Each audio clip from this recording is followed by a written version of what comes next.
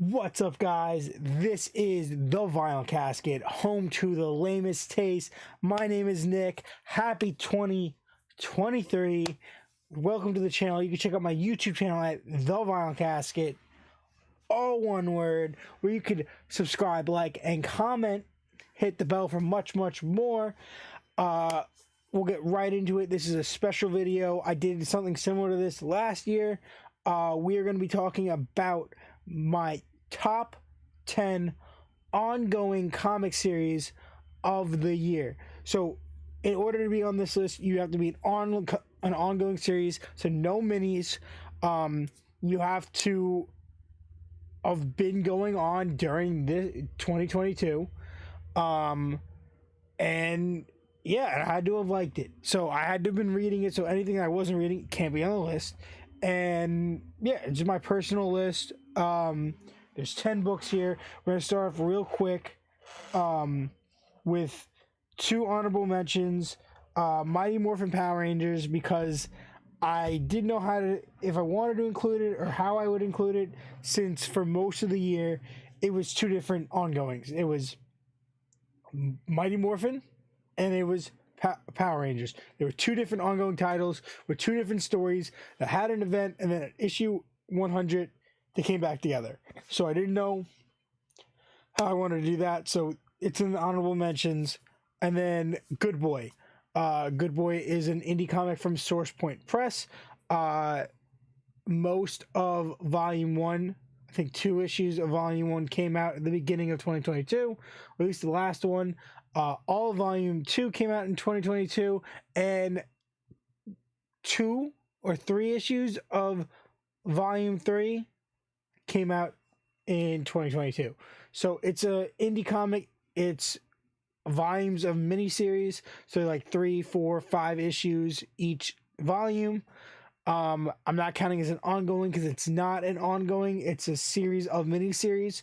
So that's why I did make it. So we're going to start off with number 10. Now that we're in it, remember to check out the YouTube channel. I do weekly comic book reviews, and I have a really cool video I'm going to be making after this about my goals and basically my New Year's resolution for the channel. So with that being said, we're going to hit this, and we're starting with number 10, which is Catwoman, currently being written by Tini Howard. We're deep into this numbering. It's been going on a while. She took control of writing the series pretty early on this year. I think, if not at the end of last year. We got a new logo, new title, and we saw her kind of leave Alleytown with all the stuff happening in what was that, Fear State? So with Fear State happening, we had her take control of Alleytown, kick ass. Catwoman left Alleytown, had a really interesting return to Gotham, where she basically took on organized crime and gangsters and stuff. That was really interesting. I enjoyed that.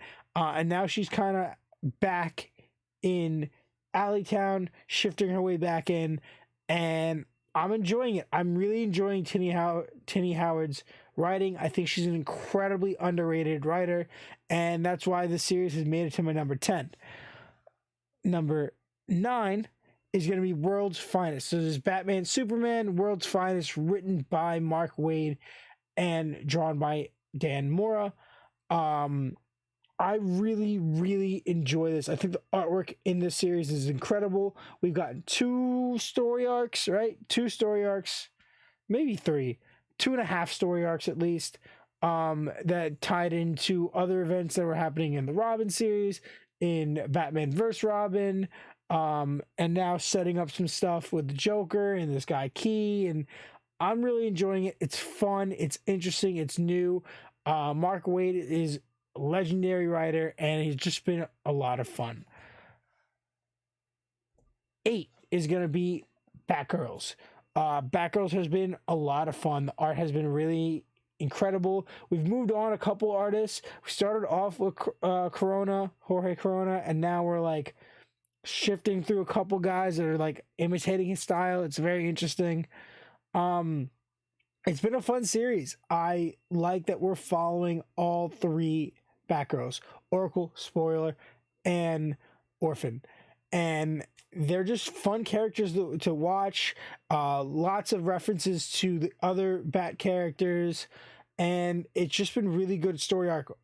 Coming out of Fear State and doing their little thing. And then we jump. So that's why it's number 8. 7 is gonna be Daredevil. So Daredevil did just renumber, but it's all by the same writer. I think it should have stayed in the numbering system, but they're kind of doing their whole thing. So basically we had the ongoing title all by Chip Zdarsky end up with, I think, 1 to whenever it ended was all Chip, led into Dark Reign, which is a big crossover event, and that led into the new renumbering.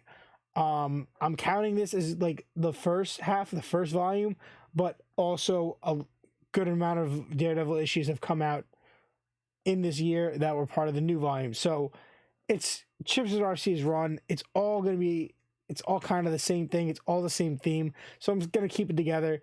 All Daredevil by Chip Zdarsky is at my number 7. It's fun. The art's great. The relationship between Elektra and Daredevil is really cool.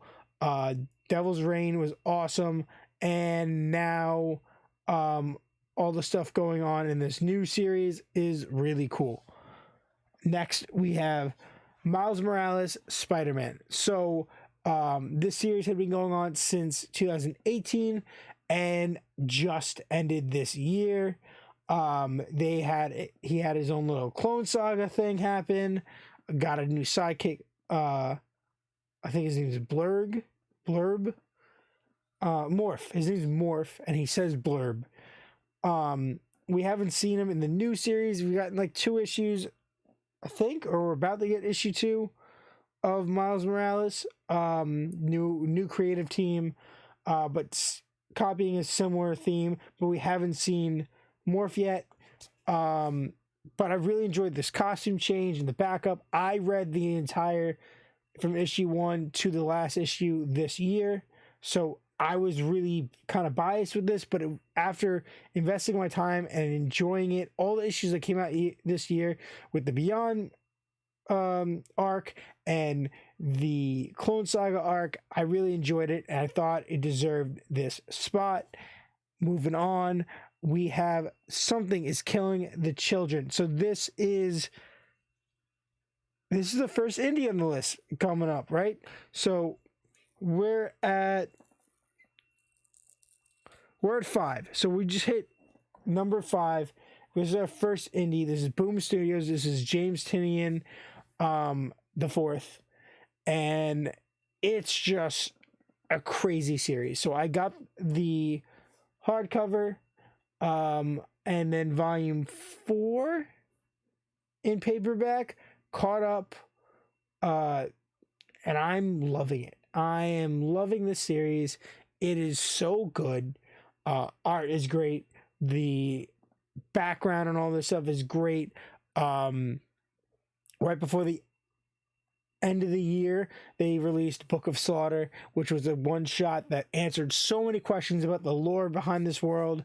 They had a couple free comic book day issues, as well as a second series called House of Slaughter. That first story arc was really good. Second story arc was okay, but I dropped it. I might collect it in hardcover or trade paperback, but so far the world is awesome. Erica Slaughter is a great character.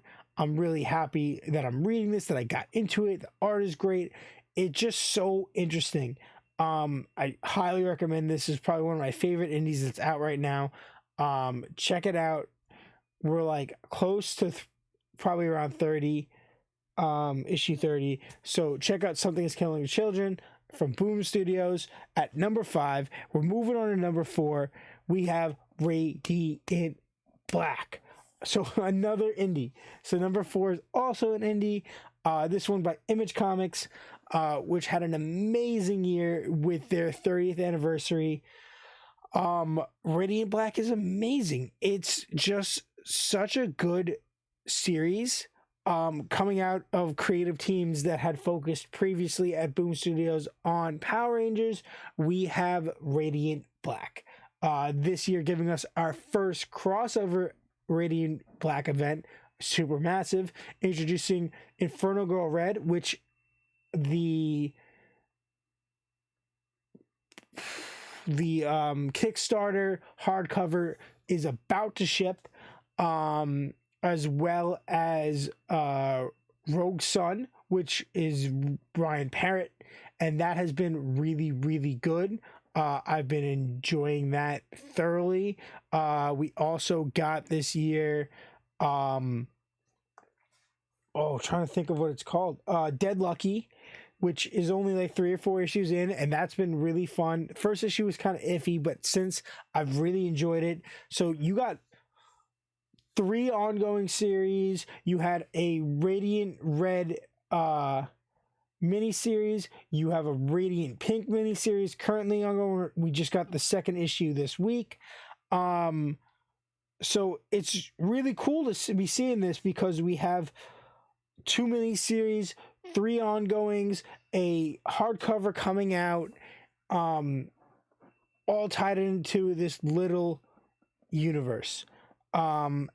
And it's just genius. I love the character, I love the characters, and I'm loving this whole weaving story. And that's why it got to my number 4 spot. With that being said, we're going to move on to number 3. She-Hulk by Rainbow Rowell. This series has been nonstop amazing. I really didn't think it would be this long. We are like, I want to say like 11 issues in or something like that. 8 covers have been incredible. The storyline has been amazing. The rebuilding of this character has been so true to the original run, so true to what the character represents. We get the lawyer, we get the badass, she's kicking butt, she's having a romance, she's rediscovering herself, the whole tie-in with Krakoa. Everything that you want out of a She-Hulk series is coming out of this series. I think Rainbow Rowell is doing a great job. She's pretty much known for her YA fantasy books, but she also has worked on The Runaways, which is a really cool series. And yeah, she's just really kicking butt on this series. Every time it comes out, it's one of my first books I read. It's fun, the art's great, the dialogue is incredible, the connection you build with the character is great. She's doing fourth wall.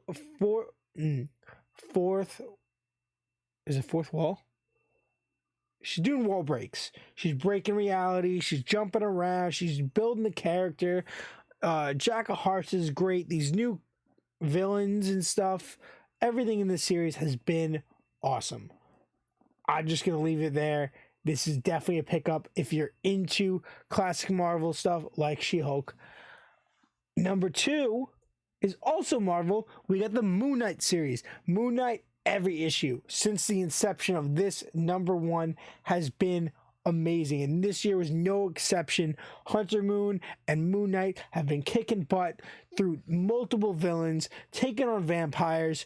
We brought back in the split personality. We're bringing in Tigra. We have a team of vampires on this side, on that side. It's been so incredible.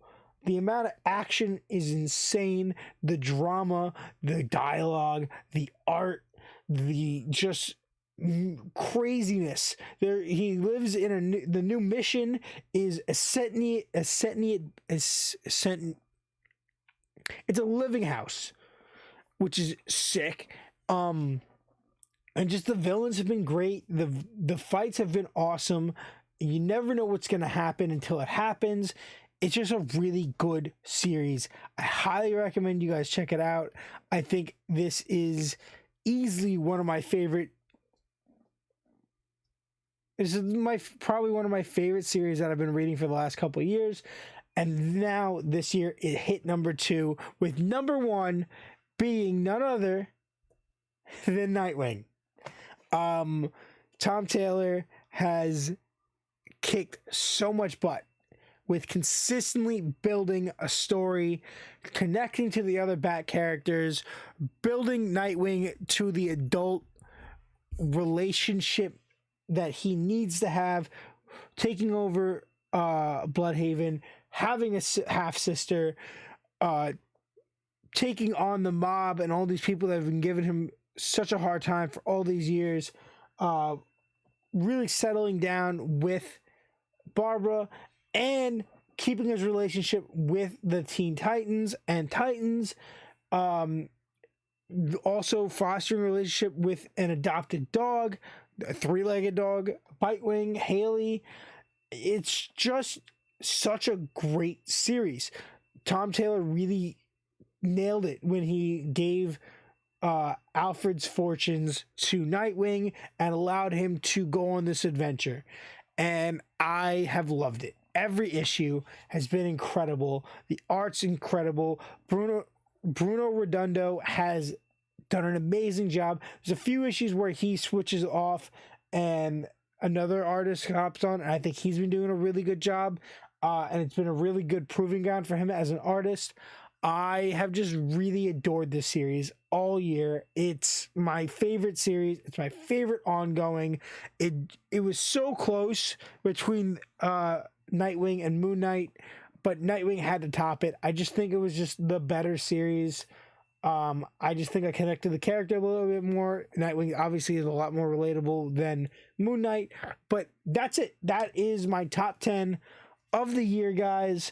Let me know in the comments what your top 10 is. What ongoing series did you enjoy this year? What miniseries did you enjoy? What series should I be picking up? What am I missing? There was a ton I dropped this year, including Poison Ivy, Ghost Rider, a bunch like that. I was reading Miss Marvel, dropped it. I just caught up, so I'll be picking that up again. Venom, I dropped it. I'm just caught up. I'm going to be picking that up again. So next year could be a completely different list. Thank you guys so much for checking out the channel. Check out my reviews. I put them out every single week. You can check out Manny Reads Comics on YouTube. He has a bunch of videos from this past year where me, him, and our friend Carlos sat down and discussed what came out each week. It fell off towards the end of the year, but it's a bunch of really good videos, so I would highly suggest you check it out. With that being said, guys, thank you so much. Please check out my YouTube channel, The Vinyl Casket, all one word. You can subscribe, like, and comment. Hit the bell for much, much more. And remember to do me a massive favor. I need you to stay lame.